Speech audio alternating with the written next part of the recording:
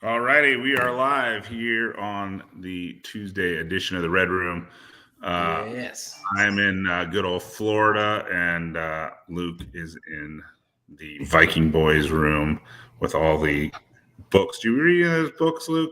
Oh, I've read 90% of them probably.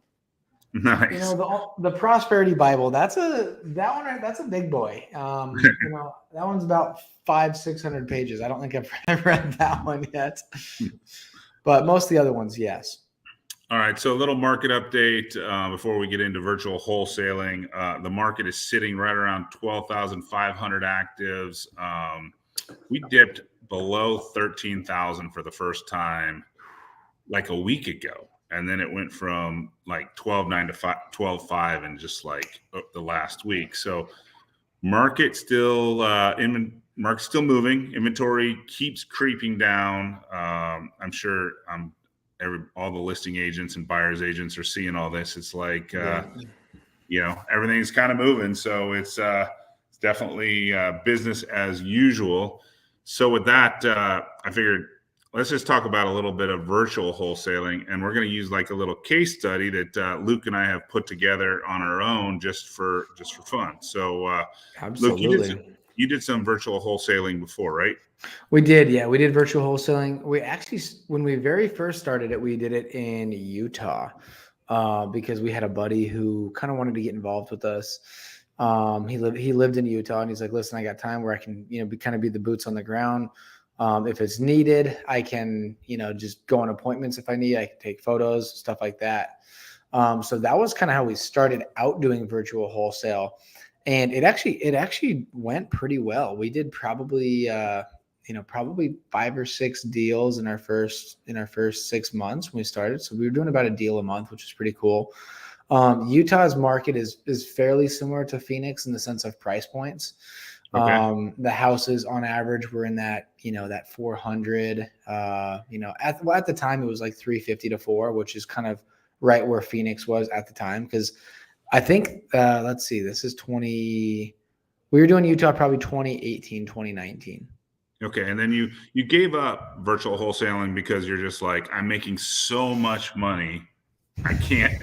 I gotta focus, right? No, so we were doing it there. The thing was we were still marketing there, so we were still spending marketing dollars there, and then we were also doing it in Louisville, Kentucky, because we had another similar situation where I had my cousin had reached out, and so he was in Louisville, so he wanted to do some stuff as well. So we were doing Louisville, and we were also doing Utah as well as Arizona. And so we did the exact same thing there. My cousin was taking photos of the properties. He was going on appointments if we needed. The tough thing was that when Utah kind of started slowing down for us, we kind of directed most of our traffic towards Louisville. And we were doing a ton of deals in Louisville. We probably did 30. We probably did 30 in a year, Okay. which was good. But the thing was that our team, what we were noticing was that we had pretty much directed our entire team at the time. They were getting engulfed with these Louisville leads. So we were basically kind of like putting Phoenix on the back burner because Louisville was the one it was hotter. We were getting a lot more leads there and everything. But what we were noticing was that because of the sale prices in Louisville, that the average house prices, here in Phoenix, if the average house price, what was it last year, Chris, was like 460, something like that. It went over 5. It's in the high 4s now. So it's high 4s in Phoenix, and so when it's high 4s, it's easier to get larger assignment fees versus when you're in Louisville and your average home price that we were buying was 70 grand. Yeah. So, I mean, you're talking 70 to 90. And so it's much more difficult to rip off like to rip off a 20 spot, a 20K wholesale in Louisville. That's difficult. That's really tough to do. More realistic is going to be like, we were seeing like 5 to 7 to maybe 10 would be a good one. And so we were directing all of our team. Our whole team was working on Louisville, and it was taking, just as much time. Yeah. It was taking 5 or 6 deals to do the same price as what we were getting on one deal in Phoenix. Right. And so it was kind of one of those things where that point came for us where it was like, listen, we could keep doing this, I guess. or, we didn't have a massive team at the time. So, or it was either going to be that option, or it was going to be, kind of bringing on new people and having these guys stay with Louisville and having a new team start on Phoenix. And in all honesty, that's what we should have done. I believe that's what we should have done because we were still making money in Louisville. But again, we didn't have a massive team. We didn't have very deep pockets at the time. So we basically just directed everyone back to Phoenix again. Right. So, and then obviously the market was going crazy. So, but here we go back to February of this year. Yep. Luke and I are like, let's do a case study. Let's do an actual case study on virtual wholesaling. So we actually started with 2 outbound cold callers, just virtual assistants that actually are guys that I use for all my stuff. And Luke, you did the acquisition. We just Our sales team, yeah, we had some Florida data that we had already purchased because we were in Florida. So it's free data. So we're like, let's go do some virtual wholesale and basically, do a case study. So that started in basically the first week of February. Two cold callers, dialing for dollars, making about, virtual assistant cold callers. So working 8-hour shifts, making basically our 500 outbound calls a piece. So 1,000 outbound calls a piece, which is bringing us on like 6 to 7 leads a day. Yep, exactly. It was on average, it was between 6 and 10. So yeah. Yeah. So we'll call it 8 leads a day. We did that for 2 months. And we basically contracted our first deal after about the 60 to 70 day mark, which we bought in Pompano, Florida. If you guys don't know where Pompano is, it's just north of Fort Lauderdale. So with 2 outbound cold callers, that's roughly, that's roughly $1,600 a month. It's $800 per cold caller a week, or per month. So it's $1,600 a month. So basically $3,200 in marketing money. Got us roughly about, let's call it 7 leads a day. We're calling business days, 20 days in a month. So like 140 leads. Have you done a breakdown of our 7 leads a day? Which ones, how many do you think are qualified? Like 2. Yeah, I would say 2. But the cool thing is, and I know we'll get into this, but I'd say 2 of those are qualified. But this is what I try to explain to people too, is that you have a lot of people that get into this industry and they want results immediately, right? And I mean, let's be honest. You get a deal in 2 months, that's considered immediately, in my opinion. Yeah, right. You've only been, if you've been marketing for 2 months and you get a good deal, that's fast. That's very quickly. But the thing is now our pipeline is growing, right? The pipeline is growing. The pipeline is being built. All of these leads that we've had, these are now solid leads that we're following up with, right? So now you throw them into the follow-up system. So these are not just, it's not like once they say no, that's just a dead lead, guys. Yeah. That's something you got to keep in mind, that's a no for now, right? It's a no for right now. But at some point, if the cold callers had passed them on, there's usually a pretty good chance that means that at some point they're interested in selling this property. So again, a lot of it is going to come down to your follow-up again. But again, that's just a quick heads up on that, of just that we just got started on this, and now we've got more leads getting built into the system here. Yeah, so let's just say we actually got, out of the 7 leads, we got some guys that probably just wanted to get off the phone with the virtual assistant, and can't just be like, no, I'm done talking to you. Click. They're probably just like, hey, have them give me a call, whatever, Yes, for sure. So, we probably ended up with, after 2 months, 80 leads to get to our first deal. Our first deal should be about a $20,000 deal, and let's just say we're in it 2 months. We're in it $3,200 in marketing money to get a $20,000 deal. Now, I didn't actually ask you this when we first started, Luke. Was this a new acquisition guy, or was this guy?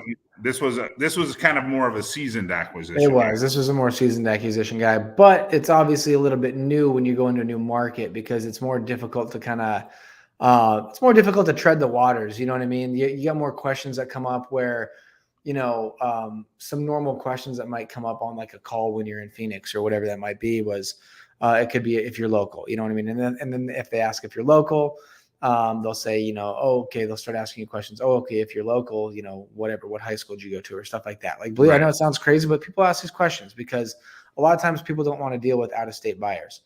And so, when you start getting that, when you're in Florida, when you're in a market that you don't know a whole lot about, it's more difficult to maneuver, to kind of make your way through the phone call.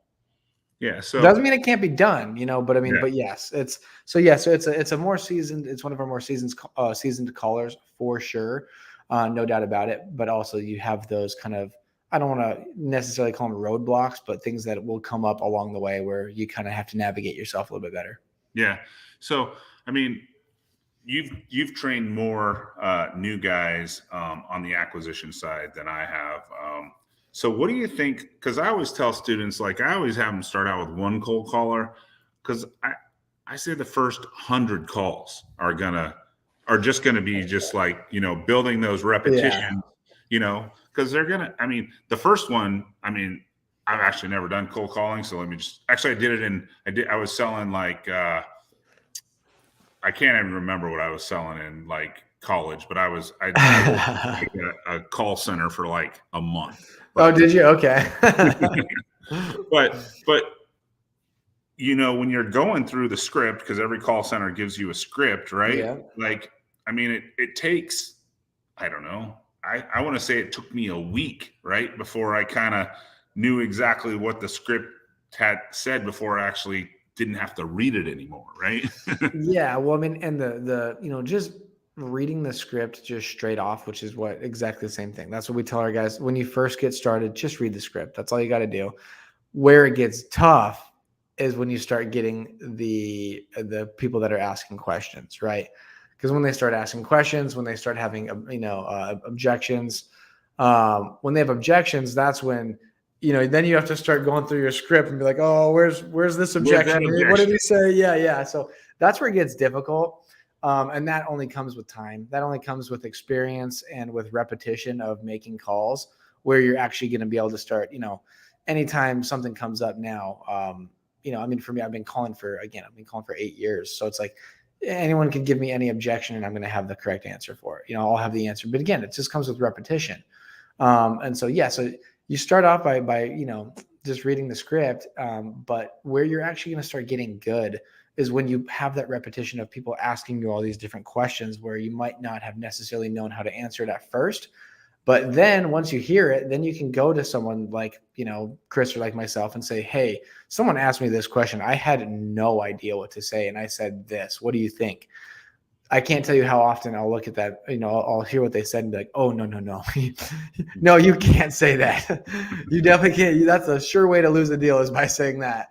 Yeah. And so there are so many, things that you need to learn along the way. So it's pretty funny. Yeah. So that's why, we talk about, using cold callers and having to follow up and kind of warm up those leads. They're not like, I mean, you're going to get the student that gets like the call the first 2 weeks, boom, ready to sell, and they get a contract.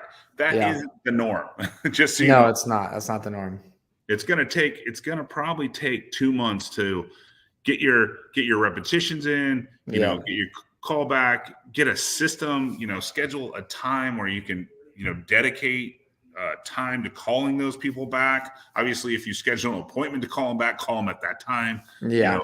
So, but yeah, just so I kind of had a question as you're transitioning, and we've been talking about all these different strategies, subject to novations, all that kind of stuff. Yeah.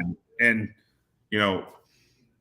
we talked about last week. Was it last? Yeah, it was last week. Actually, or 2 weeks ago, because I think last week was the event. Right. 2 weeks ago, I was actually talking about Brent Daniels on the show, and he was actually watching the show. It was kind of funny. Yeah.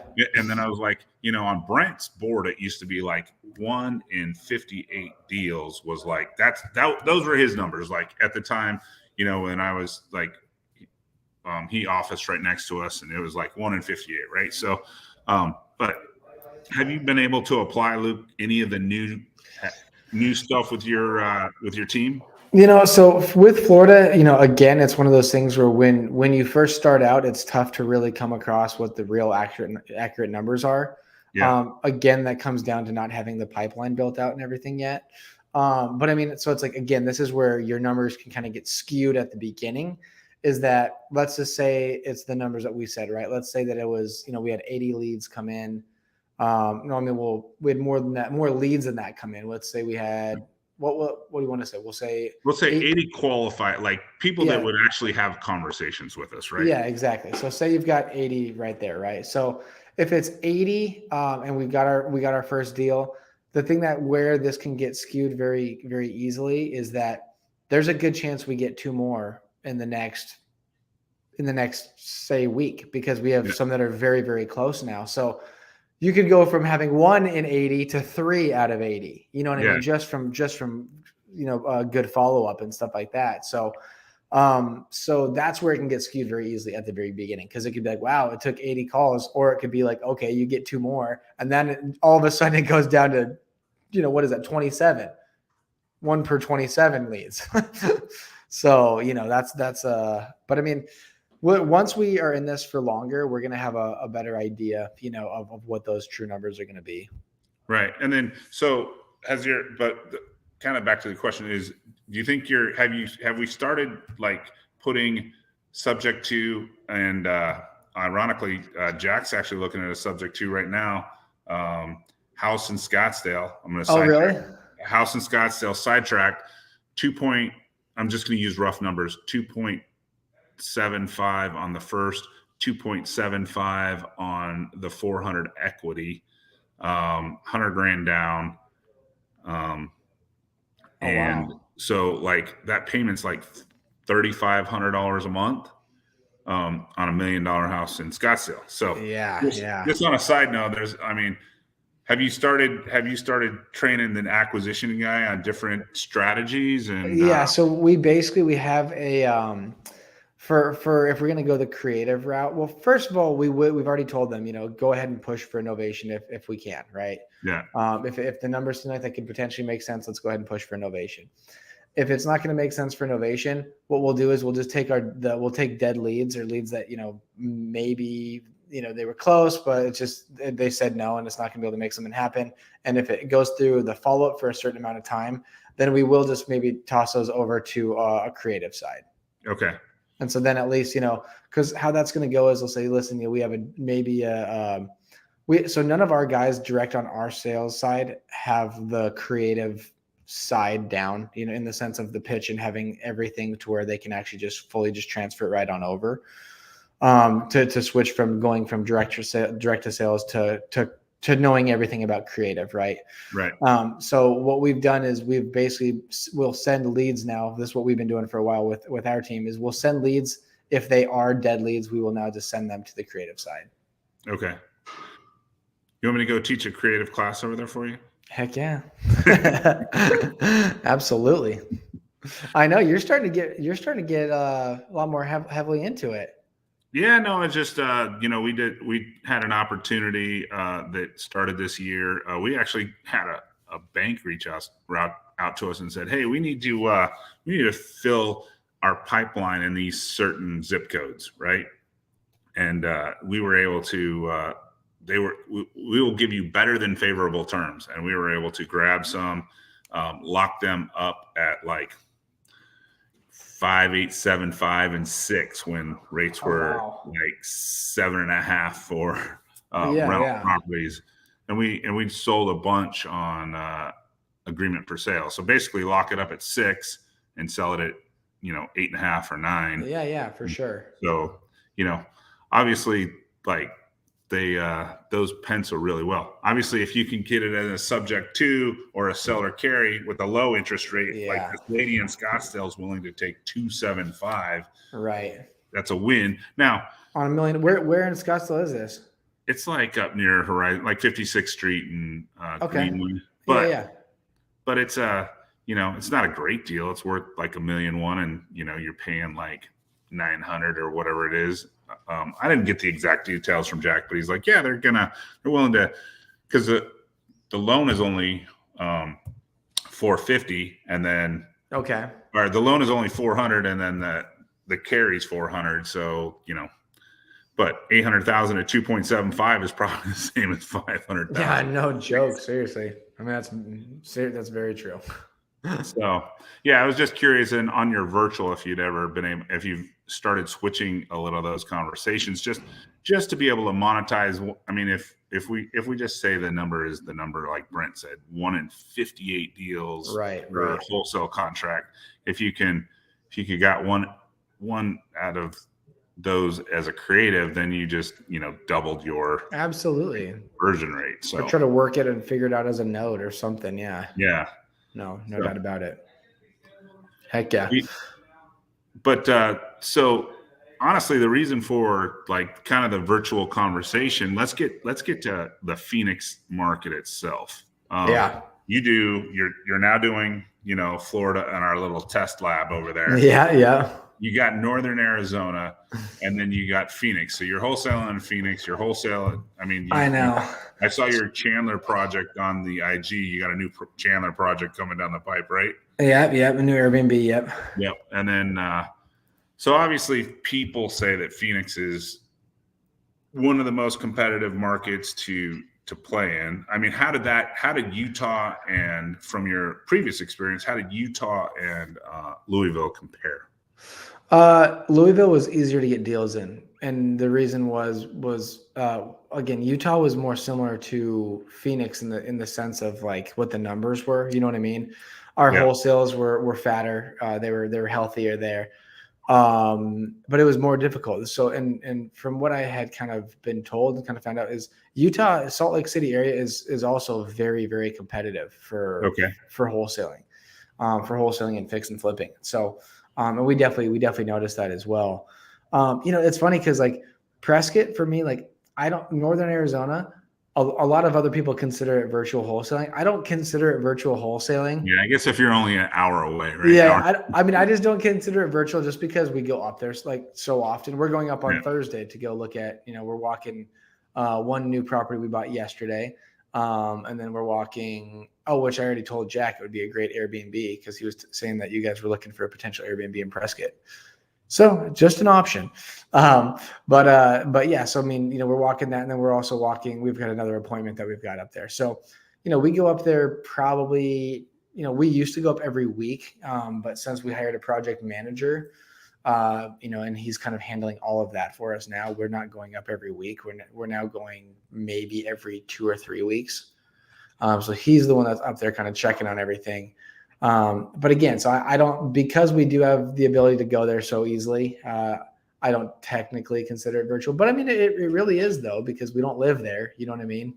Yeah, I mean, it would be your caller is still in Gilbert, right? Yeah, exactly. Your acquisition guy is still in Gilbert. It's still Gilbert. I mean, you live.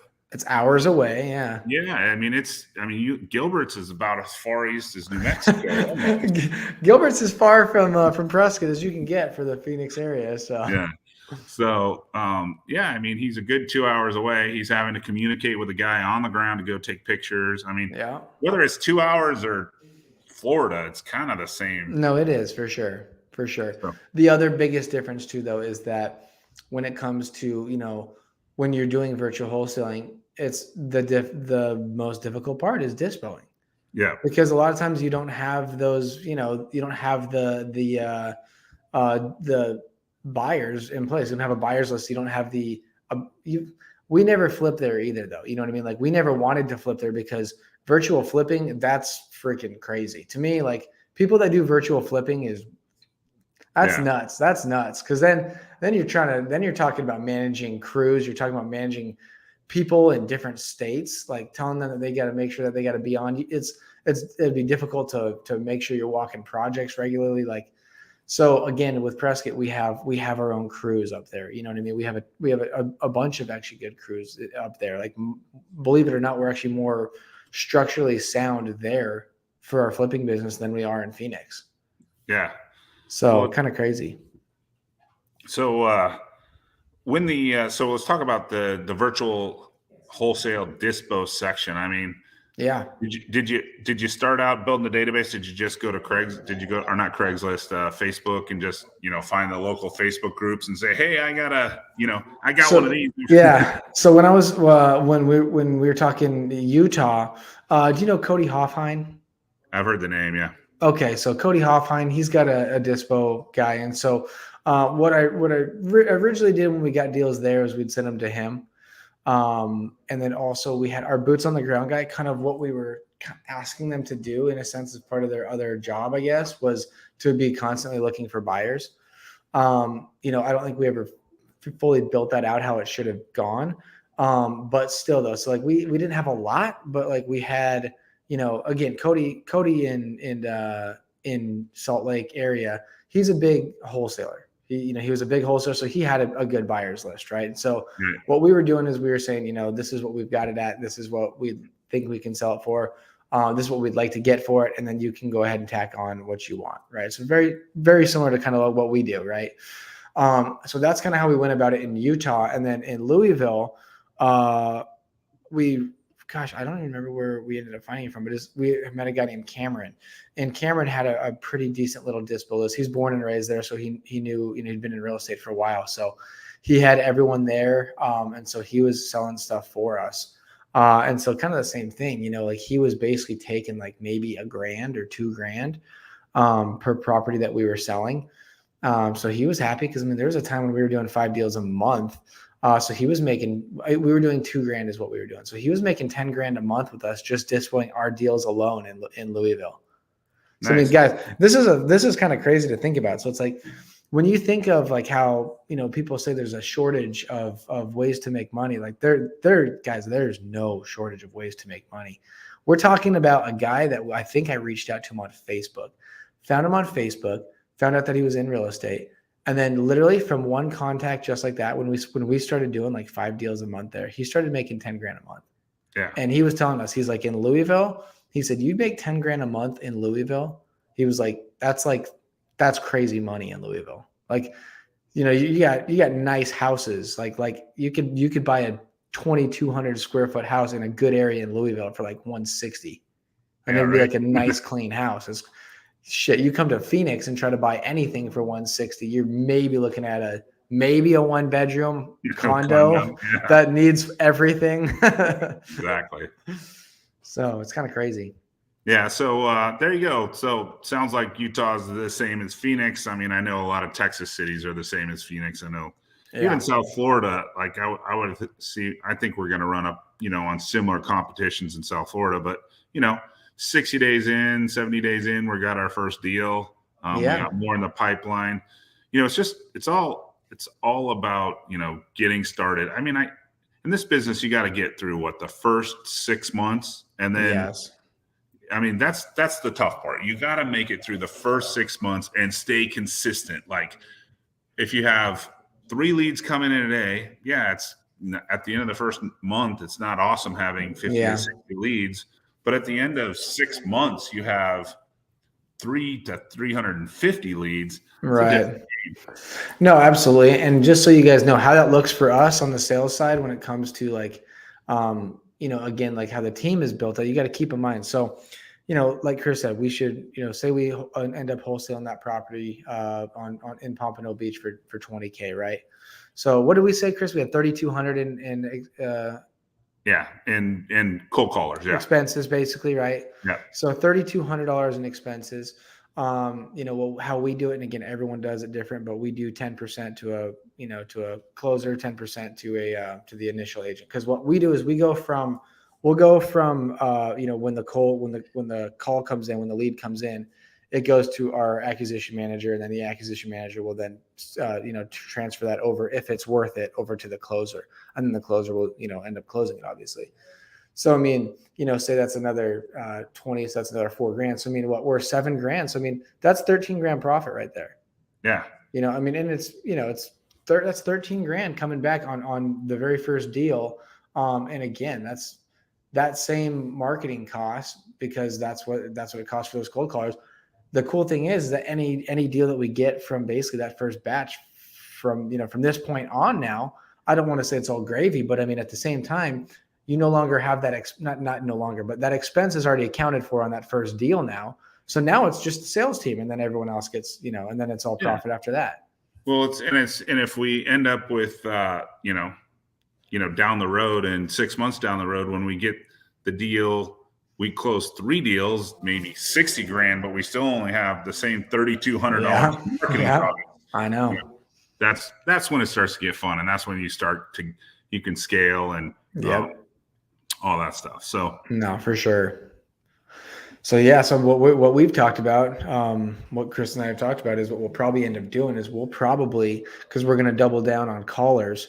As we double down on callers, then what we're going to do is what Jake and I have already talked about is we'll probably snag a new sales agent and literally just have him on Florida. Yeah. So then that new sales agent's going to be dealing with, instead of their 7 average leads, they'll be dealing with 14 average leads a day, which is. That'll work down to like 4 real leads after the calls and the communication. And that'll be 80 new leads a month. So And what we feel is the sweet spot, in our opinion, for being able to stay on top of the new inbound leads as well as the follow-up. We feel the sweet spot is having an agent deal with about 15 leads per day. Okay. With it per acquisition manager. New leads. Okay. 15 new leads. Yeah, 15 new leads, and then their standard follow-up on the rest of it. Exactly. So there you go, guys. 15's the number. 4 cold callers will generate you around 15 leads. Heck yeah. And then you have one acquisition manager for that. And then again, what we do is we have one closer. So that, because how we try to put it is we want the acquisition manager really kind of focusing on, the inbound stuff, really just taking something that is either a lead or it's not a lead, and really putting that into the closer's hands, so that you're really only feeding them the stuff that is going to be good. Because you want your closer literally just focusing on closing deals. That's all you want them focusing on. You don't want them focusing on other stuff. So if they can just focus on closing deals and really perfecting their craft on that side, then that's what you want. Yeah. Cool. Well, thanks for jumping on, guys. We appreciate it. That's our little talk about virtual wholesaling, and we actually used our own case study to give you the information. We'll be back next week, and if you have any questions, I'll be around for a little bit. You can drop them in the chat box, and if you have Chris, look who's calling me. Jack Iman. Be careful of that guy. Be careful of that guy. But also, if you have any suggestions of what you would like to, we have to drum up this stuff every week. Like, what are we going to talk about this week? And we are on episode 48. So in a couple weeks, we're going to have to put out those ads like a week before. Join us for our 50th episode. So absolutely. Yeah, no doubt about it. No doubt about it. I like it. Awesome, guys. Andrew, appreciate you, man. Peace.